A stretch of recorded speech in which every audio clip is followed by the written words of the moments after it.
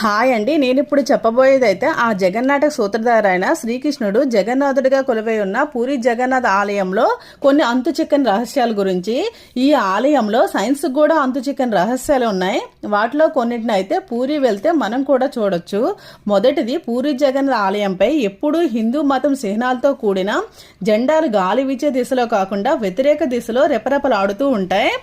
రెండవది, 20 అడుగుల ఎత్తు, టన్ను బరువు గల సుదర్శన చక్రాన్ని ఈ ఆలయం పైభాగాన ఏర్పాటు చేశారు. ఈ చక్రాన్ని పూరీ పట్టణంలో ఏ మూల నుండి చూసినా కనిపిస్తుంది. అంతేకాకుండా ఏ వైపు నుండి చూసినా అభిముఖంగా కనిపిస్తుంది. మూడవది, ఈ ఆలయం పై నుండి విమానాలు, పక్షులు ఎగరకపోవడం విశేషం. దేశంలో ఏ ఆలయం పైన అయినా సరే నో ఫ్లయింగ్ జోన్ ఉంటే మాత్రం విమానాలు వెళ్ళగానే అట్లీస్ట్ పక్షులైనా వెళ్తాయి. కానీ ఏ ప్రభుత్వం కూడా ఇక్కడ నో ఫ్లయింగ్ జోన్ అనేది పరిగణించలేదు. ఏదో అతీత శక్తి కారణంగా ఇది నో ఫ్లయింగ్ జోన్గా పరిగణించబడుతుంది. నాలుగవది, ఈ ఆలయానికి రోజులో ఏ సమయంలో అయినా ఆలయం నీడ కనిపించదు.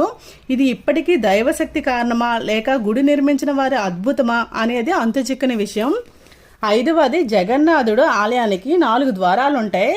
వీటిలో సింహద్వారం ఆలయం ప్రవేశానికి ప్రధాన మార్గం. ఈ ద్వారం గుండా ఆలయంలో ప్రవేశించినప్పుడు ఒక శబ్దం వినిపిస్తుందంట. ద్వారం నుంచి కాస్త వెనక్కి నడిచి బయటకు వస్తే ఆ శబ్దం వినిపించదు. ఇది భక్తులకు ఒక అద్భుతం అనిపిస్తుంది. ఆరవది, ఈ ఆలయం బంగాళాఖాతం సముద్ర తీరాన ఉంది. సాధారణంగా సముద్ర తీరంలో ఉదయం పూట గాలి సముద్రం నుంచి భూమి వైపు, సాయంత్రం వేళ భూమి నుండి సముద్రం వైపు వెళ్తుంది. కానీ పూరిలో సముద్రం మాత్రం దీనికి పూర్తి వ్యతిరేక దిశలో జరగడం విశేషం. ఏడవది, 214 అడుగుల ఎత్తుగల ఈ ఆలయంపై ప్రతిరోజు పూజారి ఎక్కి జెండాను క్రమం తప్పకుండా మారుస్తూ ఉంటారు. ఈ ఆచారం దాదాపుగా 1800 సంవత్సరాల నుంచి జరుగుతుంది. ఇది ఒక్కరోజు తప్పినా అప్పటి నుండి 18 సంవత్సరాల వరకు ఈ ఆలయం మూతపడుతుందని నమ్ముతారు. ఎనిమిదవది, పూరి జగన్నాథ్ ఆలయానికి దర్శించుకోవడానికి వివిధ రాష్ట్రాల దేశాల నుంచి ప్రతిరోజు 2000 నుండి 20,000 వరకు భక్తులు వస్తూ ఉంటారు. అయితే ఏడాది పొడవునా ఒకే పరిమాణంతో ప్రసాదాన్ని ఆలయంలో తయారు చేస్తారు. కానీ ఎప్పుడు కూడా ప్రసాదం వృధా కావడం కానీ భక్తులకు సరిపోకపోవడం కానీ జరగకపోవడం విశేషం.